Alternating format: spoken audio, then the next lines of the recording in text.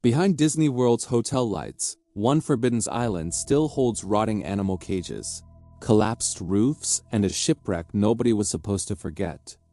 Boats still cross Bay Lake every day, carrying guests past trees that hide one of Disney's strangest abandoned investments.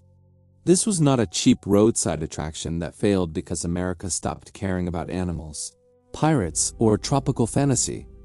It was Disney property, protected by Disney silence, left to decay beside the busiest vacation machine in the country. Long before castles and monorails transformed Central Florida, Bay Lake was surrounded by quiet land, scattered owners, and one isolated island. The island changed names across the decades, appearing as Riles Island, Raz Island, and Idle Bay Isle before Disney made it famous. In the 1930s, Delmer Nicholson, known locally as Radio Nick, turned the island into his private tropical hideaway. He lived there with his wife, cleared land, grew fruit, hosted visitors, and treated the place like a small Florida paradise. But land near Orlando rarely stays innocent once investors begin imagining cabins, clubs, campgrounds, and families paying for escape. By the 1950s, developers had plans for Bay Lake, yet most of their promises remained thin drawings and unfinished ambition. The island stayed quiet, sitting in the water like a strange prize waiting for someone with a much larger dream. That someone was Walt Disney, who searched Florida by air while secretly assembling land for his company's Eastern Empire. Disney acquired the surrounding property in the 1960s through shell companies, keeping the project hidden until the purchases were too large to ignore.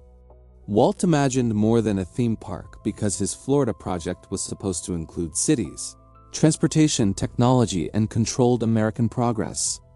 After his death, the city dream faded, but the company still built the resort that became Walt Disney World. Inside those early plans, the island was not supposed to become a quiet sanctuary filled with birds and shaded paths. Disney first presented it as Blackbeard's Island, a pirate playground with forts, beaches, moonlight cruises, and theatrical adventure.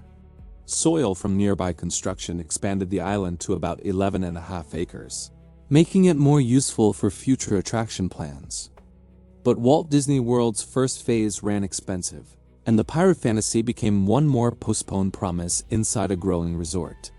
When the Magic Kingdom opened in 1971, the island remained visible in plans, but not ready for guests. The cheaper opportunity came later, when Disney needed more capacity and already had the land, docks, boats, and basic infrastructure. On April 8, 1974, it opened as Treasure Island, combining picnic lawns, tropical landscaping, waterfalls, beaches, animals, and pirate scenery. For Disney, the business logic was beautifully simple, because a low-scale island attraction could still make the resort feel larger.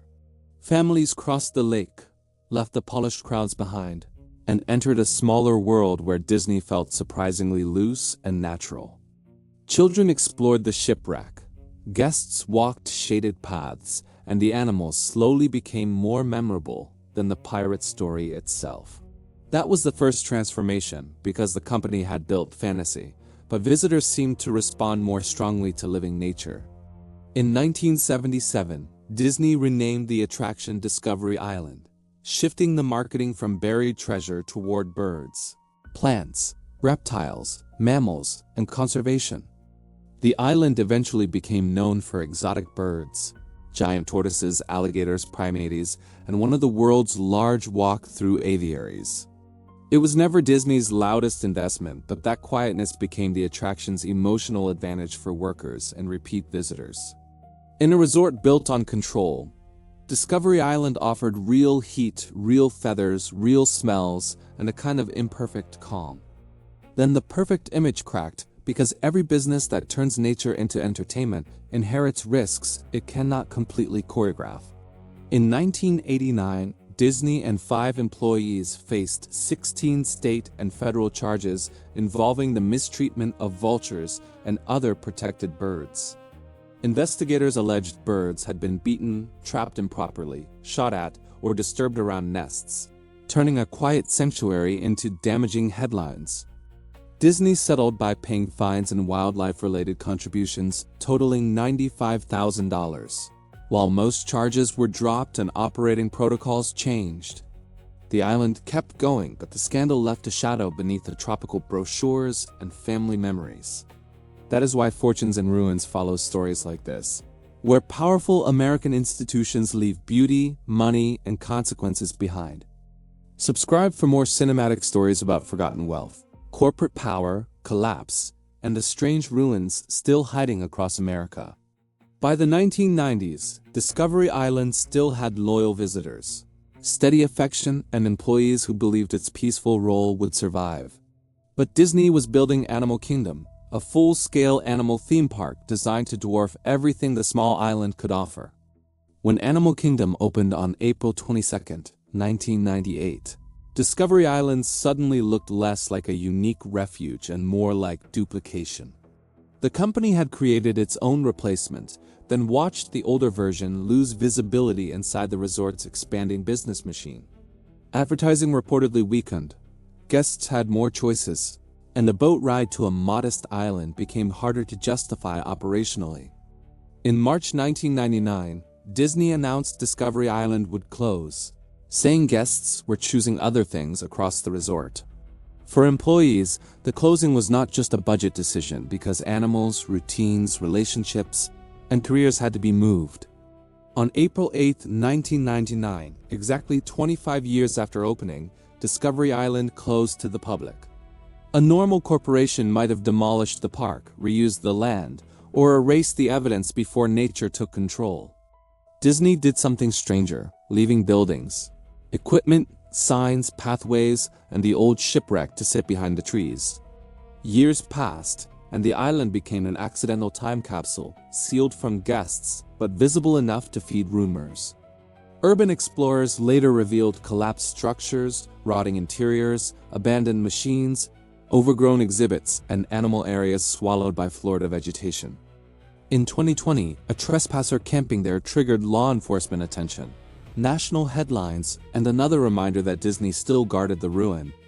The island's future remains uncertain, partly because redevelopment would involve access problems, environmental concerns, demolition costs, and little obvious guest pressure.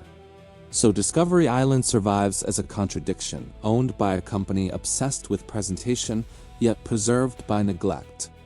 It once sold controlled wilderness, then became real wilderness again, filled with broken roofs and memories the brand cannot monetize. In the end, the ruin is not only a closed attraction, but a quiet lesson about scale, replacement, and corporate memory. Keep following Fortunes and Ruins for more forgotten American stories where money builds the dream before time exposes the cost. And beyond Bay Lake's passing boats, the old Disney shipwreck still disappears behind leaves, waiting where the empire stopped looking.